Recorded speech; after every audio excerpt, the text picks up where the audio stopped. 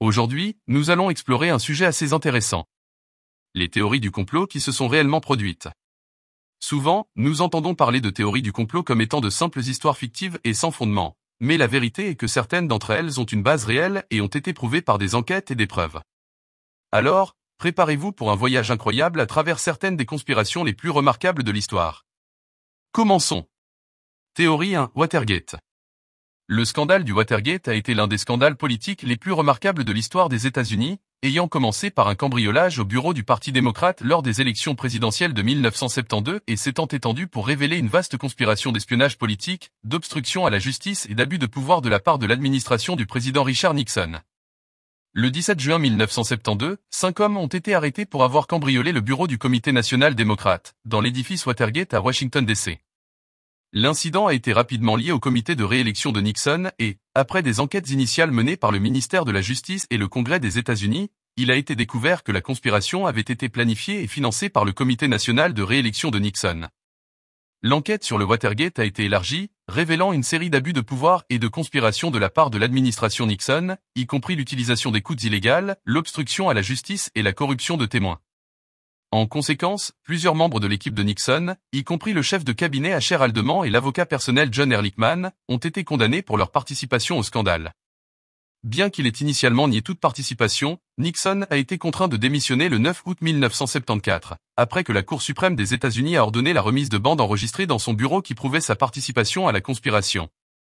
Le scandale du Watergate est rappelé comme l'un des moments les plus sombres de la politique américaine et comme un exemple de la façon dont le journalisme d'investigation et le pouvoir du Congrès peuvent être utilisés pour exposer et combattre la corruption au plus haut niveau du gouvernement. Théorie 2, scandale Iran-Contra. Le scandale Iran-Contra était un événement politique aux États-Unis qui a eu lieu pendant l'administration du président Ronald Reagan.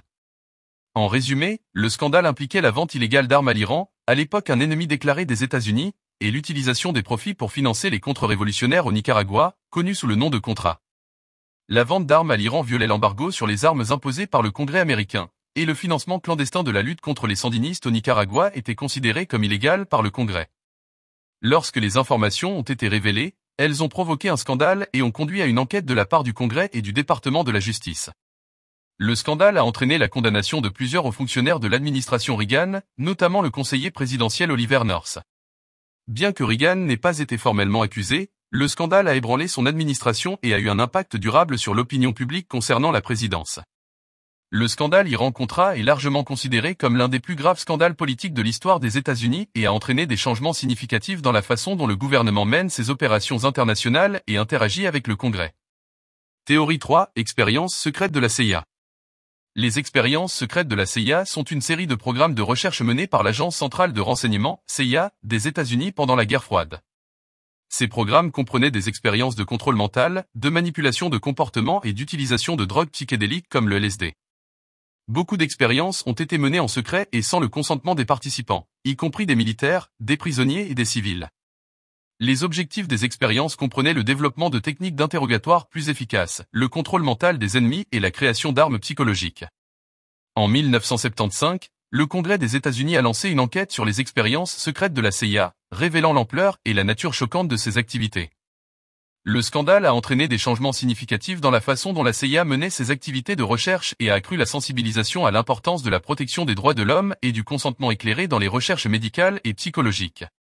Les expériences secrètes de la CIA sont largement considérées comme une violation des droits de l'homme et de l'éthique scientifique, et de nombreux participants luttent toujours pour obtenir une compensation et une reconnaissance pour les dommages psychologiques et physiques qu'ils ont subis. Le scandale reste une source de controverse et de préoccupation, et l'importance de la transparence et de la responsabilité dans les recherches gouvernementales est largement. Théorie 4, scandale du dopage en Russie. Le scandale du dopage en Russie est un cas de fraude sportive impliquant des athlètes et des autorités russes dans la manipulation des résultats des tests antidopage. Le scandale a été révélé en 2014, lorsque des enquêteurs ont découvert que des fonctionnaires du laboratoire antidopage russe avaient modifié les résultats des tests pour cacher l'utilisation de substances interdites par des athlètes russes lors de compétitions internationales, y compris les Jeux olympiques d'hiver de 2014 à Sotchi. La fraude a été largement confirmée par une série d'enquêtes internationales, notamment une commission indépendante de l'Agence mondiale antidopage, AMA, et une autre enquête menée par le Comité international olympique, CIO. L'enquête a révélé un vaste réseau de corruption impliquant des autorités sportives, des laboratoires antidopage et des athlètes russes. En conséquence du scandale, la Russie a été interdite de participer à des compétitions internationales, y compris les Jeux Olympiques d'été de 2016 à Rio de Janeiro et les Jeux Olympiques d'hiver de 2018 à Pyeongchang. De plus, plusieurs athlètes russes ont été interdits de participer et leurs résultats ont été annulés. Le scandale du dopage en Russie a été largement condamné comme une fraude sportive sans précédent et une attaque à l'intégrité du sport. Il met également en évidence l'importance de lutter contre le dopage dans le sport et la nécessité de protéger l'intégrité des Jeux et l'égalité des chances pour tous les athlètes. La théorie 5, scandale du cachot de torture de la CIA. Le scandale du cachot de torture de la CIA fait référence à l'utilisation de pratiques de torture par l'Agence centrale de renseignement, CIA, lors de détentions secrètes de suspects de terrorisme après les attaques du 11 septembre 2001. Les pratiques comprenaient des techniques telles que la simulation de noyade, connue sous le nom de suffocation simulée, la privation de sommeil, l'exposition à des températures extrêmes et d'autres types de tortures physiques et psychologiques. Le scandale a été révélé en 2014, lorsque le Sénat des États-Unis a publié un rapport de 500 pages sur les activités de la CIA pendant la guerre contre le terrorisme. Le rapport a décrit en détail les techniques de torture utilisées par les employés de la CIA et leur inefficacité à obtenir des informations précieuses. De plus, le rapport a révélé que la CIA avait des cachots secrets dans des pays étrangers où les suspects de terrorisme étaient détenus et soumis à des interrogatoires brutaux.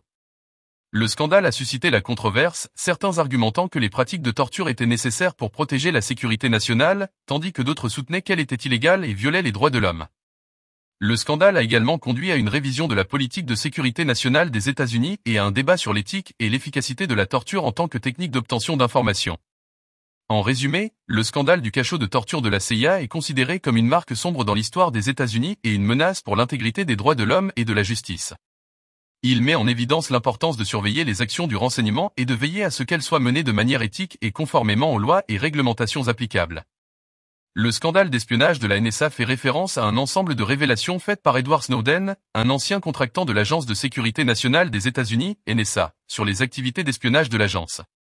En 2013, Snowden a divulgué des informations confidentielles sur les opérations de surveillance de la NSA, y compris l'interception de données personnelles de citoyens américains et d'autres pays.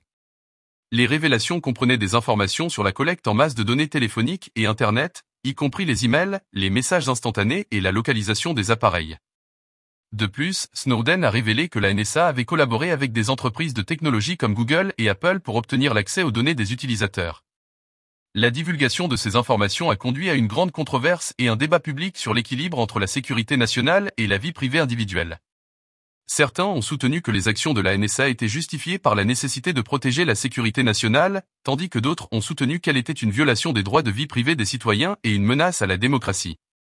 Le scandale a également entraîné des changements dans la politique de surveillance des États-Unis, y compris l'adoption de lois limitant la capacité de la NSA à collecter des données en masse et exigeant une plus grande transparence et responsabilité.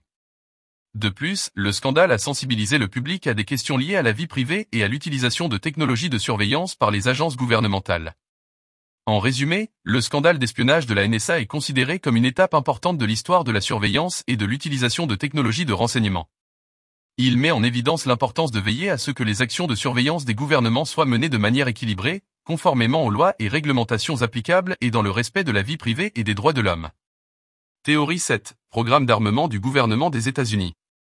Le programme d'armement du gouvernement des États-Unis est une initiative du gouvernement fédéral américain visant à fournir des armes et des équipements de défense aux agences et aux départements d'État et des collectivités locales. Le programme a été créé dans le but d'aider les agences à relever les défis de la sécurité publique, notamment la lutte contre la criminalité et la protection des institutions et des installations gouvernementales. Au fil des ans, le programme s'est développé et a élargi sa portée en fournissant une large gamme d'armements, y compris des fusils d'assaut, des grenades, des équipements tactiques et des véhicules blindés. Certaines agences d'État et des collectivités locales participent également à des programmes de formation avec les forces militaires américaines pour apprendre à utiliser ces équipements de manière efficace. Cependant, le programme a également été critiqué par certains, qui soutiennent que la fourniture d'armes militaires lourdes à des agences d'État et des collectivités locales peut conduire à une militarisation excessive des forces de sécurité et à une escalade de la violence. D'autres soutiennent que le programme peut créer des inégalités de sécurité entre les différentes communautés et États. En résumé, le programme d'armement du gouvernement des États-Unis est une initiative du gouvernement fédéral visant à fournir des armes et des équipements de défense aux agences d'État et des collectivités locales pour les aider à relever les défis de la sécurité publique. Cependant, il est également l'objet de débats et de critiques en raison de ses implications pour la sécurité publique et l'utilisation de la force. Connaissez-vous une théorie qui s'est réellement produite? Si oui, commentez-la dans la vidéo.